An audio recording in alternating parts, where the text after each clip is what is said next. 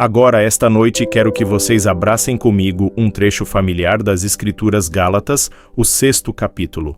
Gálatas, o 6º capítulo e o 14º verso.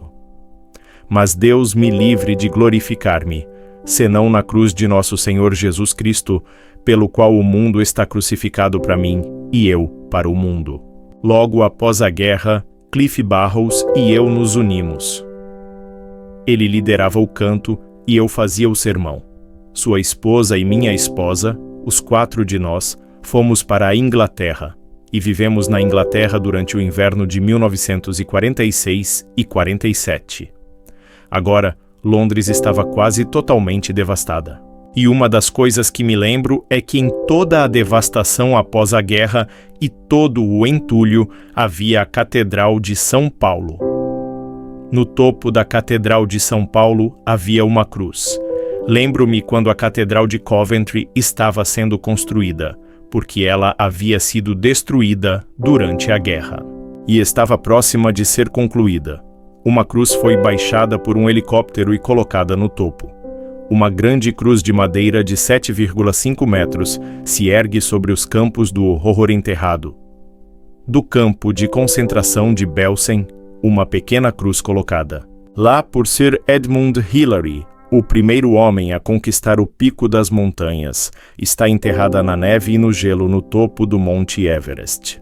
Agora, muitos de vocês são muito religiosos e vocês têm uma cruz gravada nas suas Bíblias ou usam uma cruz no pescoço.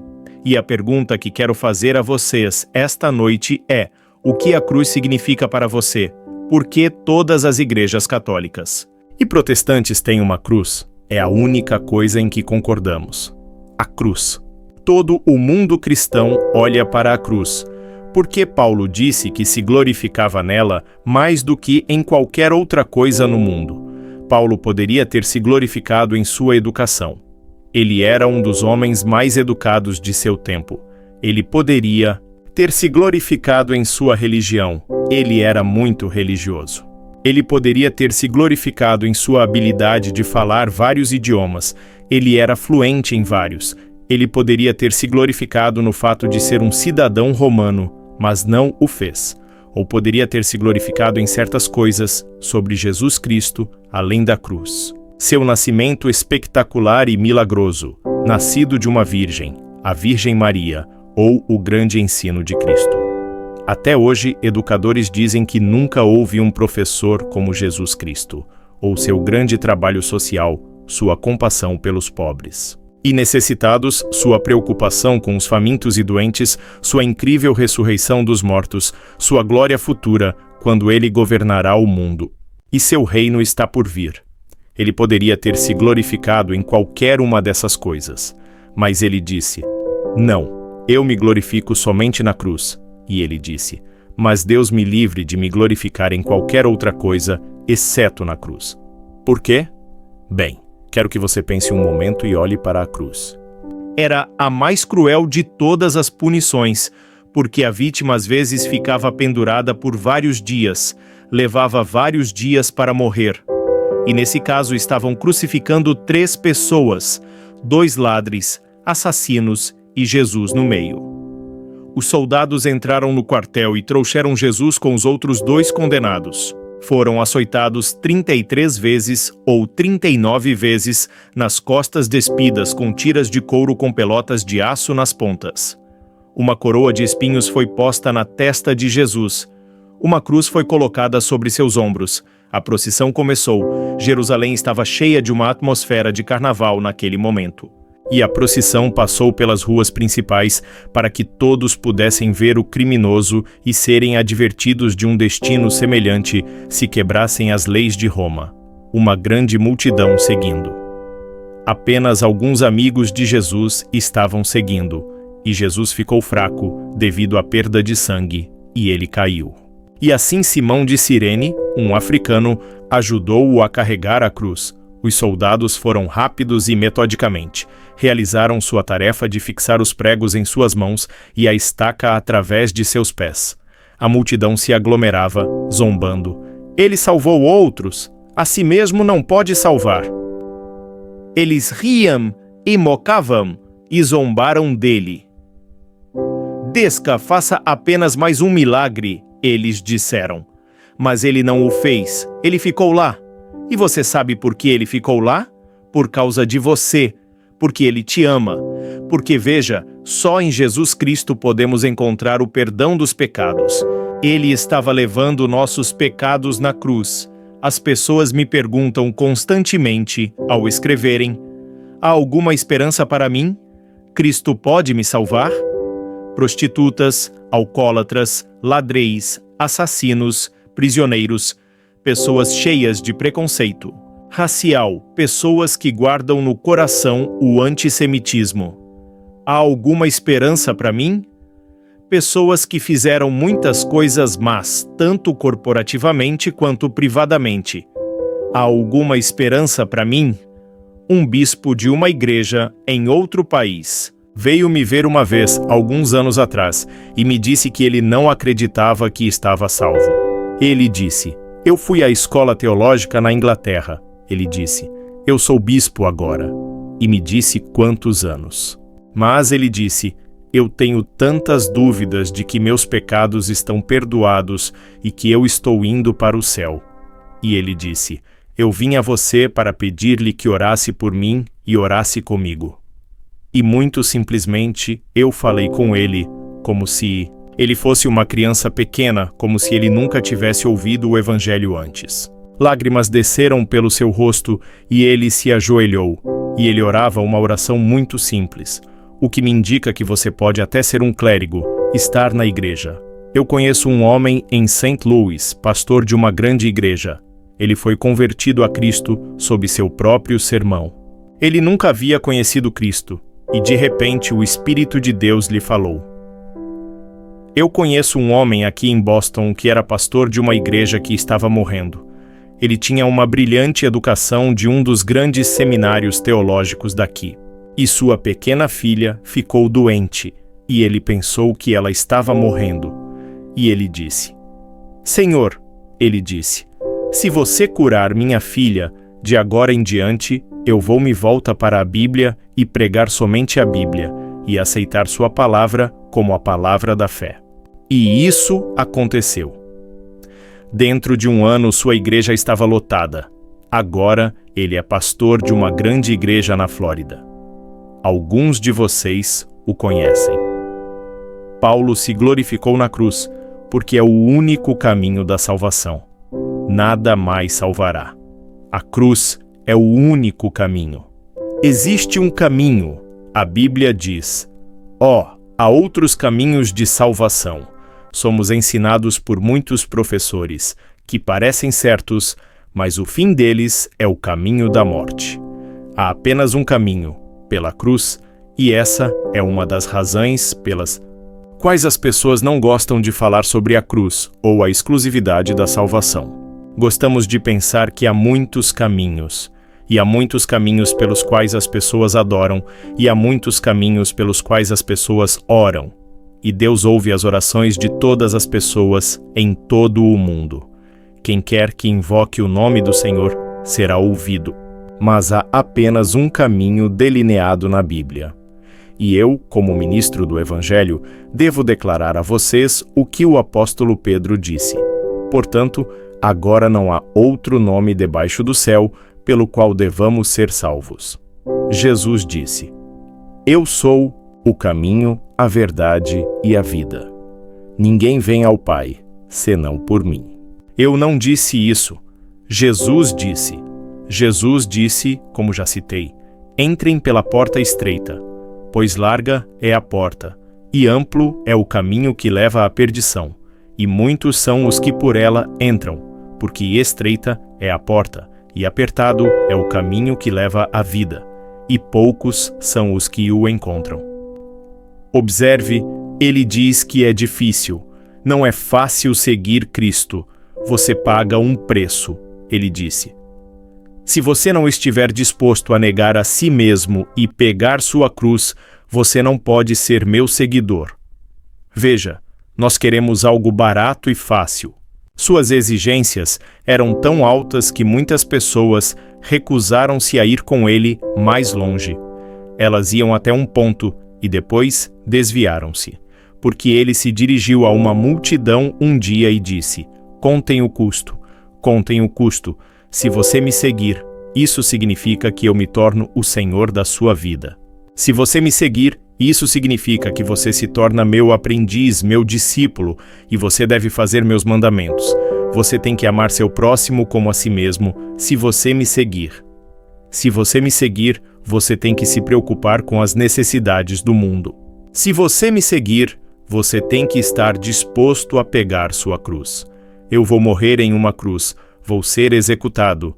Isso significa que você está disposto a voltar para sua escola e para sua casa e para seu bairro e contar às pessoas que você conhece Cristo. E deixar que eles vejam Cristo em você. E isso não será fácil, mas se você fizer isso, Ele estará com você. Ele não nos pede para viver a vida cristã sozinhos. Eu não posso viver a vida cristã. Vou ser honesto com você, eu não posso fazer isso. Mas Cristo pode viver através de mim se eu permitir. E Ele pode produzir o fruto do Espírito. Ele pode me dar um amor, uma alegria e uma paz que eu nunca encontrarei em lugar algum neste mundo. Ele pode me dar a certeza da minha vida eterna.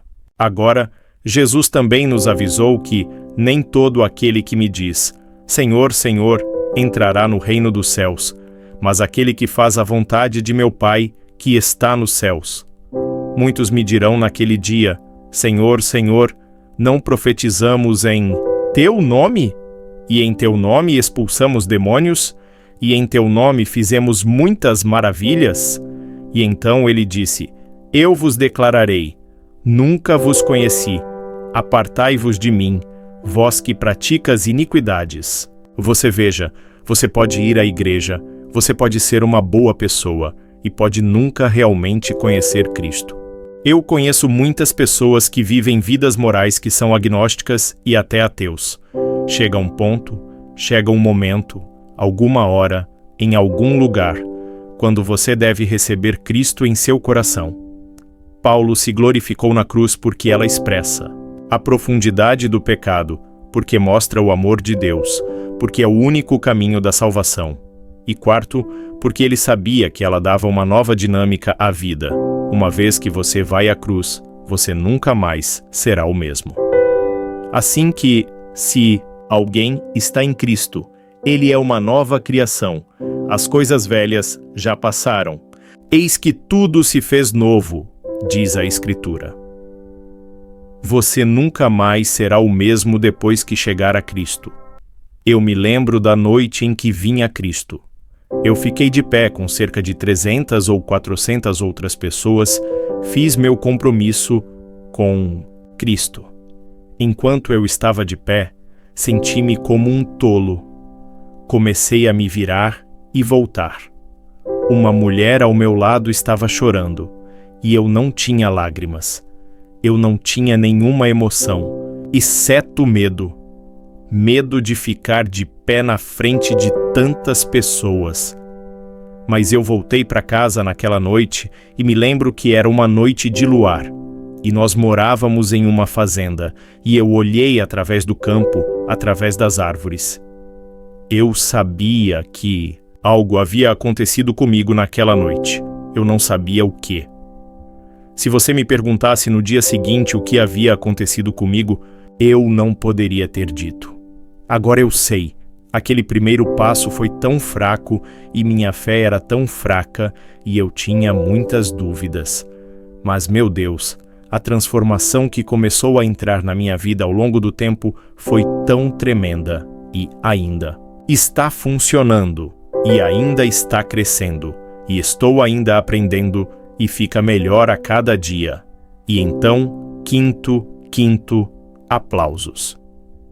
É uma motivação para o serviço, uma motivação para o serviço. Você viu Mãe Teresa recebendo aquele prêmio? E então ela ganhou o Prêmio Nobel da Paz há 2 ou 3 anos, e ela ganhou tantos prêmios, e ela disse: eu devo tudo à cruz. Martin Luther King recebeu o Prêmio Nobel da Paz, e eles lhe perguntaram algo sobre isso, e ele disse: foi baseado no pregar evangelista do meu pai. Eu conheço seu pai e conheci Martin Luther King, claro, e seu pai sempre pregou o evangelho e acreditava na cruz, e também Martin Luther King. Já você conhece Cristo? É uma motivação para o serviço. O que te motiva a sair e ajudar os famintos, os pobres e os oprimidos? Meu filho passa grande parte do seu tempo no terceiro mundo, ajudando os pobres e necessitados, indo a pequenos dispensários e pequenos hospitais e enviando médicos para ajudá-los. Ele estava em um daqueles barcos no Mar da China, ajudando a resgatar aqueles refugiados há alguns anos. O que o motiva? Por que ele vai a um lugar na África, ou passa por toda a Nova Guiné, ou passa pela Índia, ou Bangladesh, ou alguns desses lugares para tentar ajudar? Porque ele ama Cristo. É Cristo que o motiva. O que te motiva? Ou você tem alguma motivação? Para ajudar os outros? E então Paulo se glorificou na cruz porque ele sabia que ela garantia uma vida futura. A cruz foi seguida pela ressurreição, mas Deus estava em Cristo, reconciliando o mundo com Ele mesmo. E a Escritura nos diz em um grande hino no livro de Apocalipse, o 5º capítulo, e eles cantaram uma nova canção dizendo: Tu és digno de tomar o livro e de abrir seus selos, porque tu foste imolado e nos remiste para Deus com teu sangue. De toda família, e língua, e povo, e nação, e nos fizeste para o nosso Deus um reino de sacerdotes, e reinaremos na terra. Que futuro glorioso temos por causa da cruz. Alguns de vocês estão assistindo pela televisão. Pegue esse telefone e ligue para o número que está lá agora. E fale com a pessoa e diga a ele sua necessidade. E compartilhe com eles, e eles falarão com você. E você pode encontrar Cristo esta noite, ou pode encontrar ajuda para seu problema ou sua necessidade, seja qual for. Agora, qual era a atitude da multidão que estava lá naquele dia? Cristo morrendo na cruz. Primeiro, havia a atitude de apatia. Sentando-se, eles o observaram lá. Isso é indiferença. Muitos aqui esta noite que são completamente indiferentes ao que estou dizendo e ao Evangelho. As zombarias, o abuso e a atrocidade daquela antiga mobilização pagã eram menos dolorosas para Cristo do que a indiferença de um mundo moderno, sobre o qual a luz do Evangelho tem brilhado todos esses anos. Aqui, na Nova Inglaterra, nenhum lugar no mundo teve mais Evangelho do que vocês tiveram em sua história passada. Quantos hoje são indiferentes? Ao quem muito foi dado, muito será exigido. Você veja, mais será exigido de você, onde você teve o Evangelho por tantos anos e tantas Bíblias, tantas igrejas, e agora a televisão e o rádio, do que aquelas pessoas na China ou pessoas em outros países que não têm o Evangelho tão livremente como o temos hoje. E então há a atitude do cético e do cínico. E os que passavam lançavam-lhe injúrias, balançando as cabeças e dizendo: Ah, você que destrói o templo e o reconstrói em 3 dias, salve-se a si mesmo, desça da cruz. E há céticos aqui esta noite, eu sei que sim. Tivemos muitos céticos que vieram à reunião e suas vidas foram mudadas. Eu me lembro do grande cientista da Universidade de Minnesota que veio cético. Mas 3 dias após aquele serviço, ele encontrou Cristo e se tornou um maravilhoso professor da Bíblia da faculdade da universidade. Então, a atitude que salva. Agora estavam junto à cruz de Jesus, sua mãe, e a irmã de sua mãe. E então havia a atitude do centurião que disse: verdadeiramente, este era o Filho de Deus. Minha esposa nasceu e foi criada na China. E em chinês, a palavra venha é escrita com 3 caracteres, cada um dos quais é uma cruz com uma pessoa sobre ela. Estamos traduzindo hoje à noite em chinês, tanto mandarim quanto cantonês. A cruz em todas as línguas significa venha à cruz, encontre salvação. Venha à cruz e encontre paz.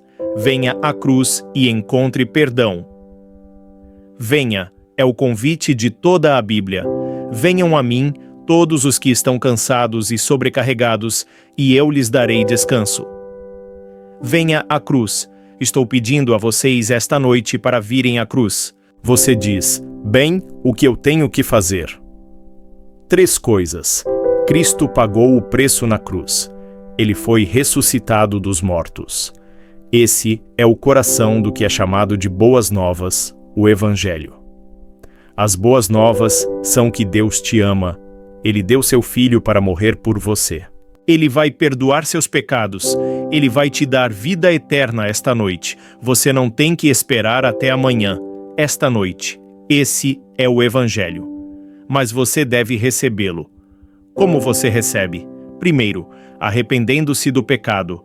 Isso significa virar, mudar seu pensamento, mudar sua mente, mudar sua atitude e mudar seu modo de vida. Deixe Cristo vir e controlar sua vida. Isso é arrependimento. Dizer a Deus: eu pequei e me arrependo. Perdoe-me. Isso é arrependimento. Mas então você deve receber Cristo pela fé, e essa palavra fé pode confundir você. Fé significa que você se compromete totalmente com Cristo. Assim como estou de pé neste palco e meu corpo está comprometido com este palco, assim você se compromete com toda a sua vida. E tudo o que você tem, você coloca em Cristo. Sua esperança está nele e somente nele. Ele se torna aquele em que você confiar total e completamente para a sua salvação.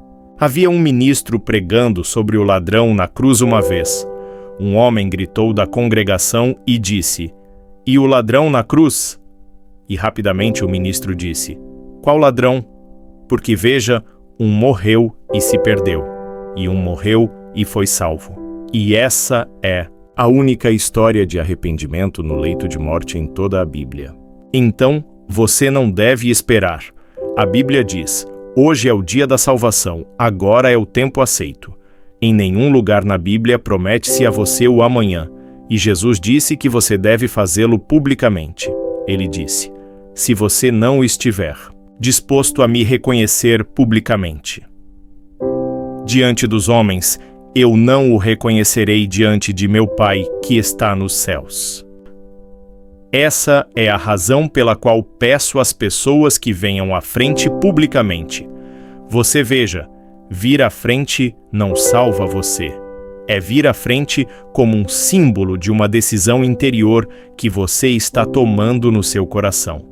Você está vindo e ficando com Cristo na cruz e dizendo ao vir: eu me arrependo do pecado. Eu quero uma mudança. Eu quero seu perdão. Eu quero uma nova vida. Estou pedindo a vocês agora para se levantarem de seus assentos e fazer o que vimos milhares fazerem em toda a Nova Inglaterra. Estou pedindo a vocês que venham e fiquem na frente deste palco. E ao vir, diga: eu quero o perdão dos pecados. Eu quero saber, quando eu sair desse estádio, que Cristo está comigo e que Cristo me perdoou e que estou indo para o céu. Se você tem uma dúvida em sua mente, não saia deste estádio até resolver, porque você pode nunca ter outro momento em que seu coração esteja tão próximo do reino de Deus. Você não está aqui por acaso. Eu acredito que você está aqui na providência de Deus. Levante-se e venha agora. Vamos esperar por você, centenas de vocês, rapidamente.